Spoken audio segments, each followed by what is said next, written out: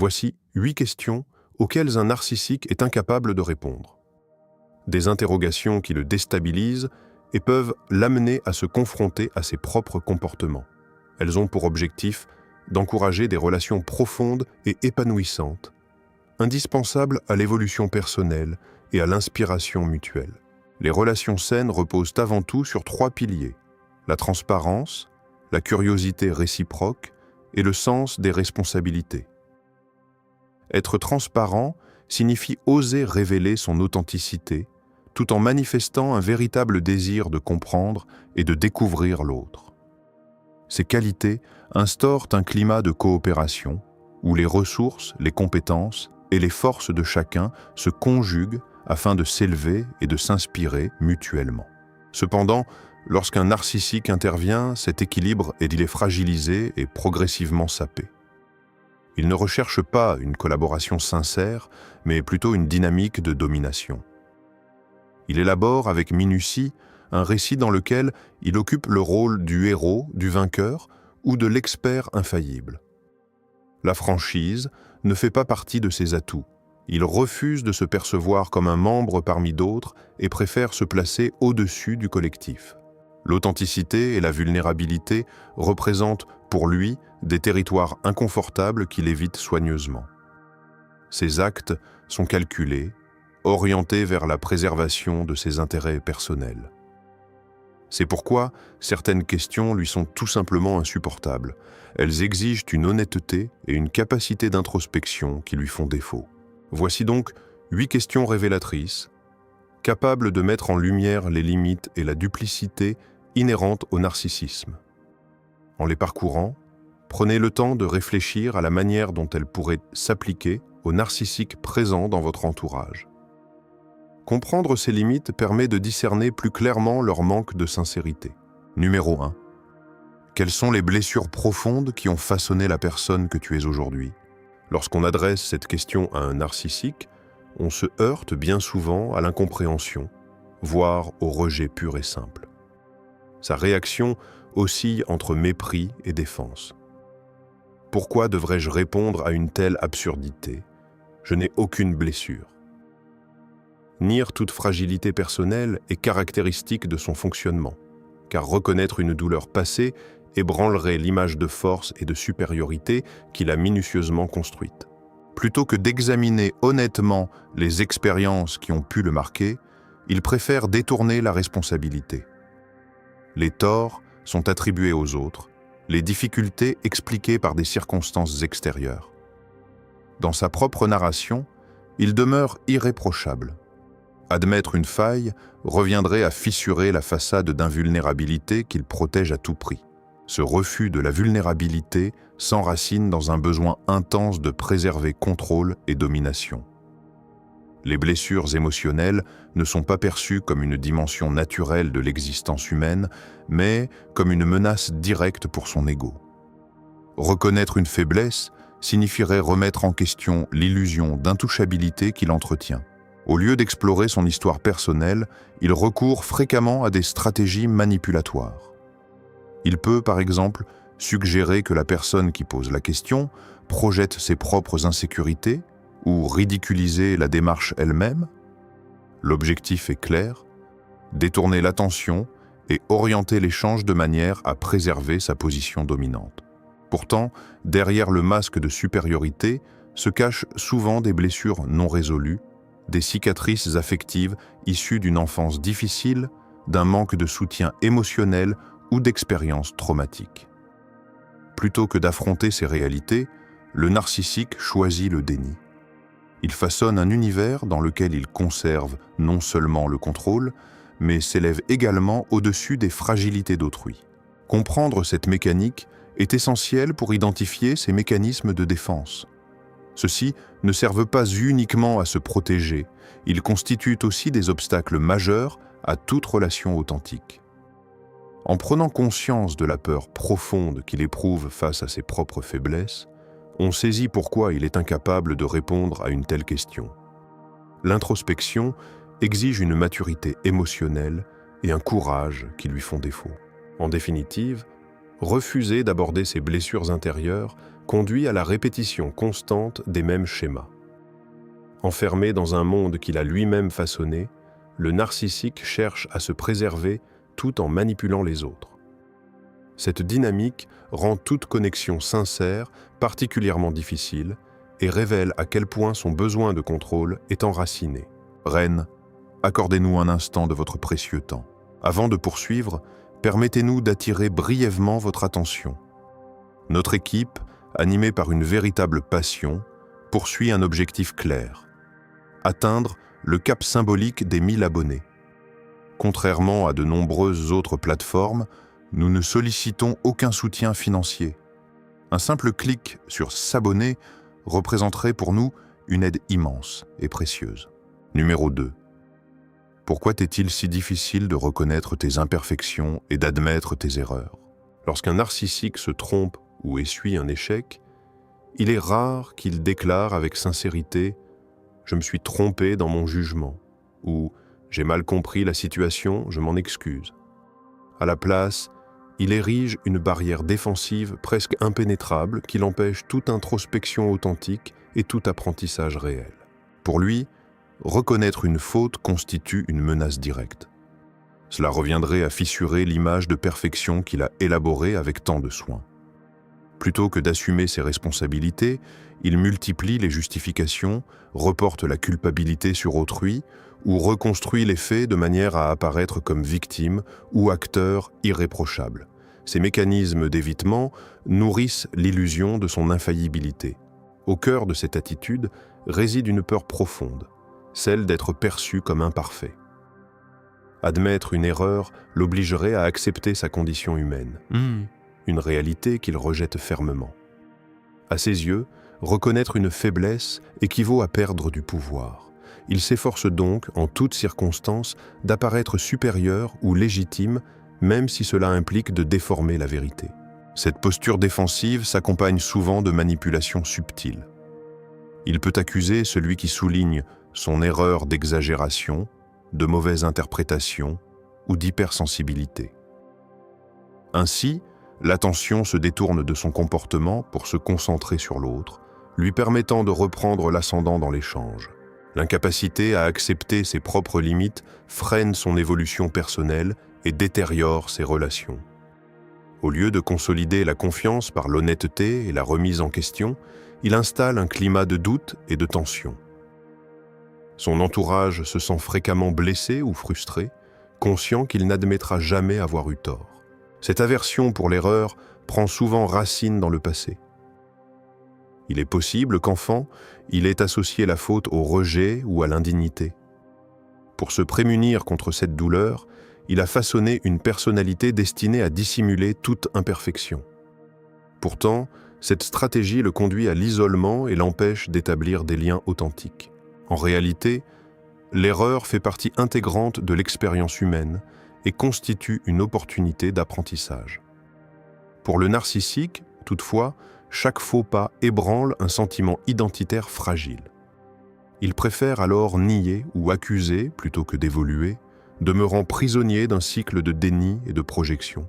Comprendre ce fonctionnement permet de mieux appréhender les difficultés inhérentes aux relations avec de tels profils. Leur incapacité à reconnaître leurs failles révèle non seulement une insécurité profonde, mais aussi les obstacles majeurs qui entravent toute connexion sincère et équilibrée. Numéro 3. Qu'est-ce qui alimente ton besoin incessant d'impressionner des inconnus? Aux yeux d'un narcissique, les personnes qu'il ne connaît pas représentent des toiles vierges sur lesquelles il peut projeter l'image idéale de lui-même. Ces rencontres offrent une scène parfaite pour mettre en récit sa prétendue grandeur sans être confronté aux limites de la réalité. Parce qu'elles sont brèves et superficielles, elles lui permettent de créer un univers illusoire où il est admiré, valorisé, presque célébré. Chaque nouveau contact devient ainsi une opportunité d'amplifier ses réussites et d'exagérer ses talents. Dans ces échanges, les anecdotes se parent d'ornements flatteurs, les succès prennent des proportions démesurées et les faits les plus anodins sont présentés sous un jour exceptionnel. Ce comportement répond à un besoin profond d'approbation et d'éloge, même si ceux-ci sont éphémères et dénués de véritable profondeur. Derrière cette quête d'impact se cache souvent une insécurité intérieure. L'admiration recherchée à l'extérieur compense un vide qu'il ne parvient pas à combler par lui-même. En se mettant en scène comme remarquable ou supérieur face à des inconnus, il tente d'obtenir une validation qui lui échappe intérieurement. Peu importe l'authenticité de cette reconnaissance, ce qui compte, c'est d'être perçu comme digne d'admiration. Cette mise en valeur artificielle contraste fortement avec les liens sincères et durables. Les interactions passagères sont privilégiées précisément parce qu'elles comportent moins de risques. Les inconnus ignorent ses failles et ses fragilités, ce qui les rend plus faciles à impressionner. De plus, la brièveté de ces échanges empêche souvent toute remise en question de l'image construite. Un autre moteur essentiel de cette attitude réside dans le besoin de maîtrise. En contrôlant la perception que les autres ont de lui, le narcissique éprouve un sentiment de puissance. Pourtant, cette impression de domination reste illusoire. L'insécurité demeure intacte et la satisfaction tirée de l'admiration s'estompe rapidement. La recherche constante d'éloges devient alors un cycle sans fin. Une fois l'effet dissipé, il lui faut trouver un nouveau public pour raviver son ego. Cette dynamique révèle que l'objectif n'est pas la relation authentique, mais une stimulation narcissique temporaire. Il ne cherche pas à être réellement connu ou compris, seulement à apparaître sous son meilleur jour, qu'il soit réel ou fabriqué. Malgré une apparence charismatique et séduisante, ce mécanisme conduit fréquemment à l'isolement. En cherchant à éblouir des inconnus, il néglige ceux qui pourraient véritablement le connaître. Or, une connexion profonde exige transparence, vulnérabilité et acceptation des imperfections, autant d'éléments qu'il évite soigneusement. Comprendre cette logique permet de saisir pourquoi il accorde tant d'importance au regard des étrangers. Son obsession de l'admiration ne témoigne pas d'une force authentique, mais révèle au contraire une fragilité intérieure et une difficulté à se sentir suffisant tel qu'il est. En privilégiant l'approbation passagère des inconnus, il se prive de relations plus riches et plus significatives. Numéro 4. Pourquoi nos différences te paraissent-elles menaçantes? Chez le narcissique, toute divergence suscite tension et malaise. Qu'il s'agisse d'opinions contrastées, de réactions émotionnelles distinctes ou de préférences personnelles, chaque écart par rapport à sa propre vision est perçu comme une remise en cause. Loin d'y voir une richesse, il l'interprète comme une atteinte à un univers centré exclusivement sur ses besoins et ses attentes. La capacité d'empathie, cette aptitude à se projeter dans la perspective d'autrui, lui fait largement défaut. Il peine à reconnaître la légitimité et la singularité des expériences des autres. Au contraire, il attend que son entourage confirme ses convictions et reflète ses idées. Lorsque cela ne se produit pas, il réagit fréquemment par le rejet, la critique, voire par une hostilité manifeste. Cette difficulté à accueillir la différence prend racine dans une insécurité profondément enfouie. Toute opinion dissonante l'expose à une réalité inconfortable. Sa perception n'est ni unique ni nécessairement correcte. Pour un ego fragile, cette éventualité est insupportable. Ainsi, au lieu de considérer la diversité comme une occasion d'élargir son regard ou de progresser, il la vit comme une attaque contre sa compétence ou son autorité. Il n'est pas rare qu'il tente alors de neutraliser ces écarts. Il peut chercher à influencer l'autre afin de le rallier à son point de vue, ou discréditer ceux qui pensent différemment en leur attribuant des jugements dévalorisants. Ces stratégies visent à préserver son ascendant et à maintenir l'illusion de maîtrise. Derrière cette volonté de contrôle se cache en réalité une crainte de la vulnérabilité. Le narcissique aspire à évoluer dans un cadre où il se sent supérieur et en sécurité. Les différences lui rappellent cependant qu'il n'est ni omniscient ni tout-puissant, une vérité qu'il s'efforce d'éviter à tout prix. Un tel fonctionnement compromet inévitablement la qualité des relations. Toute connexion authentique suppose l'acceptation et le respect de l'individualité de l'autre.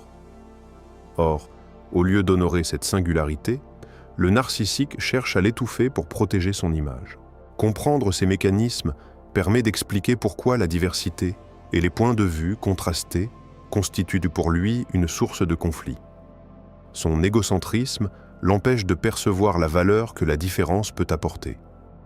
Accueillir l'altérité comme une opportunité d'enrichissement mutuel impliquerait d'abandonner le besoin de contrôle et d'accepter l'incertitude, un pas qu'il consent rarement à franchir. Numéro 5. Penses-tu réellement que tes opinions ont plus de valeur que celles des autres? Le narcissique est intimement convaincu que ses idées surpassent celles de son entourage. À ses yeux, sa perspective constitue la référence ultime, la norme incontestable. Les points de vue divergents ne sont tolérés que s'ils confirment ou renforcent sa propre vision. Cette certitude de détenir la vérité s'inscrit profondément dans son identité et se manifeste par une tendance constante à minimiser, voire à discréditer, toute opinion alternative. Pour lui, une idée n'a d'intérêt que si elle reflète la sienne. Dès qu'un désaccord apparaît, il le rejette ou le considère comme insignifiant.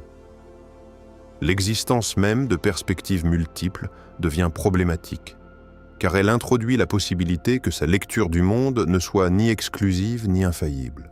Cette posture nourrit un mépris latent envers ceux qu'il juge moins compétents ou moins légitimes. En imposant ses convictions comme des vérités indiscutables, il cherche à dominer l'échange et à neutraliser toute contestation. Les personnes qui osent exprimer une opinion différente sont rapidement perçues comme dérangeantes ou menaçantes. Derrière cette volonté d'ascendant se dissimule une fragilité intérieure. Affirmer que sa parole fait autorité lui permet de masquer ses propres doutes. En se positionnant comme unique source de validité, il entretient une illusion de maîtrise et de puissance. Cette supériorité autoproclamée agit comme un rempart contre l'idée, insupportable pour lui, qu'il puisse se tromper ou que son point de vue ne soit pas absolu. La dévalorisation d'autrui prend souvent la forme de critiques acerbes ou de remarques condescendantes. Lorsqu'une opinion ne correspond pas à son cadre de référence, il la qualifie volontiers d'erronée, d'ignorante ou d'infondée. Ce procédé ne vise pas seulement à défendre sa position, mais aussi à affaiblir celle des autres. Plus qu'une simple défense de ses idées, il s'agit d'un besoin de s'ériger en mesure de toute chose. Ces positions sont présentées comme seules légitimes, tandis que les avis divergents sont relégués au rang d'erreur ou d'ineptie. Une telle rigidité alimente inévitablement des tensions relationnelles, car le compromis et la reconnaissance mutuelle deviennent presque impossibles. Comprendre ce mécanisme éclaire la difficulté qu'ont les narcissiques à laisser une place aux opinions d'autrui. Leur rejet des divergences ne relève pas uniquement de l'arrogance. Il sert également à protéger une estime de soi fragile. En rabaissant les perspectives extérieures, ils préservent l'illusion d'infaillibilité, au prix, toutefois, d'un isolement progressif face à ceux qui pourraient enrichir leur vision du monde. Numéro 6. Dans quel domaine un véritable développement personnel et un changement seraient-ils nécessaires? Évoquer auprès d'un narcissique la possibilité d'une évolution personnelle revient à fragiliser la structure identitaire qu'il a patiemment façonnée. Son image de lui-même repose sur une représentation idéalisée, soigneusement entretenue, où la faille n'a pas sa place. L'hypothèse même qu'il puisse être perfectible est vécue comme une remise en cause intolérable. À ses yeux, admettre un besoin de progression équivaut à reconnaître une insuffisance, perspective qu'il interprète comme une attaque directe contre sa valeur. Lorsqu'on l'invite à réfléchir à ses limites ou à envisager des axes d'amélioration, il perçoit cette démarche non comme une opportunité, mais comme une menace. Son sentiment d'infaillibilité constitue un pilier central de son équilibre psychique. Accepter qu'un changement puisse être nécessaire l'obligerait à considérer une réalité qu'il évite systématiquement, celle de ses imperfections, de ses erreurs et de ses zones d'ombre. Or, se transformer implique nécessairement de remettre en question l'idéal de perfection qu'il projette aux autres et à lui-même. Pour progresser authentiquement, il faudrait reconnaître que la croissance personnelle repose sur l'auto-évaluation honnête, la capacité à tirer des leçons de ses expériences et l'acceptation de ses fragilités. Cela suppose d'intégrer l'idée que la force ne réside pas dans l'apparence d'invulnérabilité, mais dans la faculté d'ajustement, d'apprentissage et d'humilité. Pourtant, cette conception entre en conflit avec son besoin de contrôle et de supériorité. S'engager dans un processus de transformation exigerait également d'abandonner certaines stratégies défensives, la projection, la dénégation ou la rationalisation. Il lui faudrait reconnaître l'impact de ses comportements sur autrui et assumer la responsabilité de ses choix. Une telle démarche requiert maturité émotionnelle et stabilité intérieure, deux dimensions qu'il peine souvent à consolider. En définitive, la question du développement personnel confronte le narcissique à un paradoxe fondamental. Pour devenir plus solide intérieurement, il devrait accepter de se montrer vulnérable. Mais cette vulnérabilité contredit l'illusion de perfection qui soutient son identité. Tant qu'il privilégiera la préservation de cette image idéalisée, toute perspective de changement profond restera limitée, voire inaccessible. Numéro 7. Pourquoi reviens-tu sans cesse alors même que je provoque chez toi de la frustration? À première vue, il pourrait sembler illogique qu'un narcissique retourne vers une situation qui génère tension et contrariété. Pourtant, ces contextes constituent pour lui une source particulière de stimulation psychologique. Le conflit n'est pas perçu comme une menace à éviter, mais comme un espace où il peut réaffirmer son importance et défendre l'image valorisée qu'il entretient de lui-même. Les affrontements deviennent ainsi de véritables scènes symboliques. Dans ces arènes relationnelles, il cherche à démontrer sa supériorité, à imposer sa lecture des faits et à maintenir un rapport de force favorable. Les désaccords ne sont pas vécus comme des tentatives d'ajustement mutuel, mais comme des occasions de consolider son statut dominant. Chaque échange tendu lui offre l'opportunité de tester son pouvoir d'influence et de confirmer son ascendant. Là où la plupart des individus ressentent l'épuisement émotionnel ou le besoin d'apaisement, il décèle un moyen de se valider.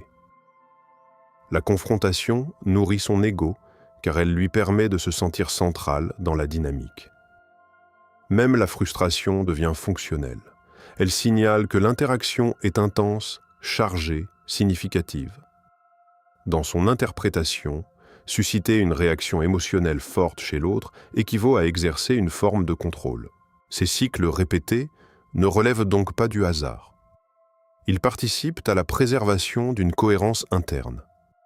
Revenir vers la source de tension, c'est réactiver un schéma familier dans lequel il connaît les règles implicites et peut tenter d'en maîtriser l'issue. L'instabilité relationnelle devient paradoxalement un terrain sécurisant, car elle lui offre un cadre où il peut rejouer les mêmes scénarios de domination ou de justification. En outre, les luttes de pouvoir alimentent l'illusion d'intensité émotionnelle qu'il peut confondre avec la profondeur du lien. Plus l'interaction est dramatique, plus elle semble importante. Ainsi, la répétition des conflits maintient un niveau d'activation qui l'empêche de ressentir le vide ou l'insécurité sous-jacente. Contrairement à ceux qui recherchent l'harmonie ou la coopération, il peut interpréter la tension comme un signe de vitalité relationnelle. En se replongeant volontairement dans ces environnements chargés, il entretient la conviction qu'il détient l'initiative et qu'il reste maître du jeu. Cette dynamique révèle moins une incapacité à rompre le cycle qu'un besoin constant de confirmer son pouvoir et de stabiliser une identité fragile à travers l'affrontement. Numéro 8. Pourquoi choisis-tu de te réfugier dans le silence? Le narcissique recourt fréquemment au mutisme, au retrait ou au secret pour se protéger.